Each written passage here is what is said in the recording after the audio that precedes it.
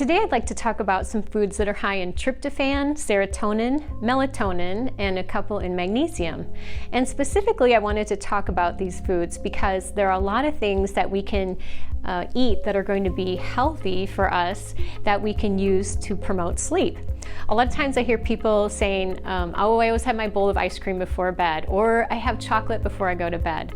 And so I thought it'd be fun to kind of show you again how we can use food as medicine and food supporting us when it comes to sleep.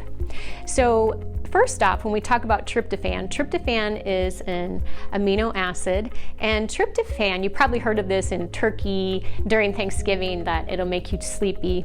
When it probably does a little bit, but a lot of that sleepiness is just from overeating a lot of carbohydrate-rich foods like sweet potatoes, stuffing, mashed potatoes, breads, pies, you name it.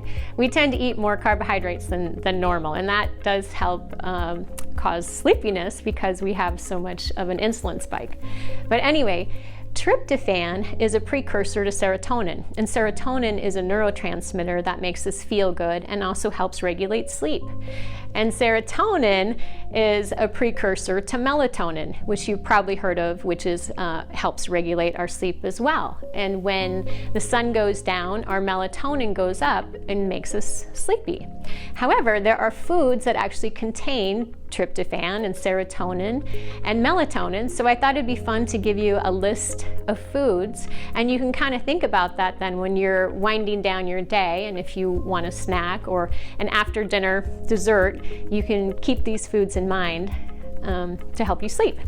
So first off, things under the tryptophan column, obviously we have turkey that I talked about, and a lot of times if people are diabetic or their blood sugar is bouncing and they're looking for something to carry them through the night, I'll suggest just having a slice of turkey. Sometimes practitioners call it a meat pill because you're not having a lot, just enough to allow the blood sugar to stay balanced throughout the evening so you're not waking up in the middle of the night hungry. Okay, so moving right along, cheese and milk. Now, a lot of times there are people who are sensitive to dairy, and so they have to stay away from dairy. If you do drink milk or you do eat cheese, please buy the organic or raw milk without the hormones in that. But that also has a lot of tryptophan, along with oats, peanuts, cashews. In fact, sometimes practitioners tell people if you feel low, kind of in your mood, somewhat depressed, grab a couple handfuls of cashews. And the reason is because we're going to convert the cashews, which are high in tryptophan, to serotonin, right? The feel-good neurotransmitter. And then we have chocolate, and chocolate is the same, although we have to be careful with chocolate at night because chocolate does contain caffeine, especially if you have dark chocolate.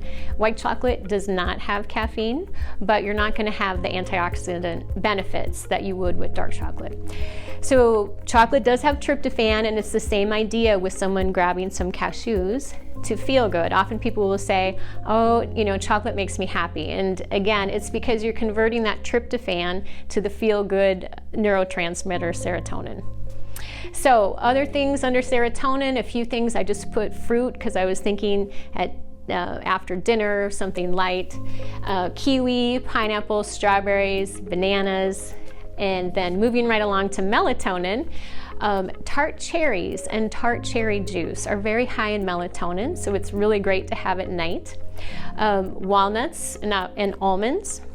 And then last, I included magnesium because magnesium is also very helpful during nighttime when you want to sleep, relax your muscles, and there are a lot of foods high in magnesium, lots of vegetables, nuts, and seeds, but I just highlighted pumpkin seeds because they're quite high in magnesium, chia seeds, avocados, and celery. Celery has a chemical in it that's very calming to our nervous system. It can actually help lower our blood pressure, and I like it if they've been on their feet all day and they feel like they kind of have swelling around the ankles. Celery and celery juice at night is a really good thing to take for that, because in the morning you'll find that really helps that kind of edema or swelling go down. So what I wanted to do is kind of show you how we could take some of these foods and pair them and make a great nighttime snack. Starting off, a really great snack you could do is, if you liked bananas, you could do bananas and say peanuts or peanut butter. You could also freeze a banana and you could add, say, oat milk and a frozen banana in the blender. You could add a spoonful of peanut butter if you wanted to. And when you freeze bananas, if you haven't done that before and put them in the blender and put some type of milk, it really tastes almost just like ice cream, like a shake. So other great things, you could do celery with, say, almonds or almond butter or even peanut butter.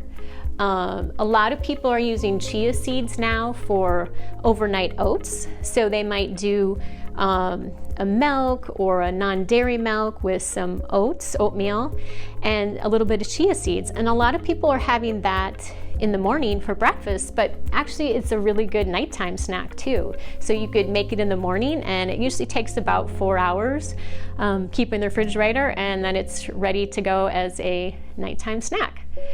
And what else? You could just do a variation of so many of these things, whatever it is that you enjoy. I wanted to give you sort of some ideas of how you can mix and match things to just help promote, luckily, hopefully, a sound sleep. Thanks, and if you have any nutritional needs, I'm more than happy to help. Please call Okoboji Wellness Clinic.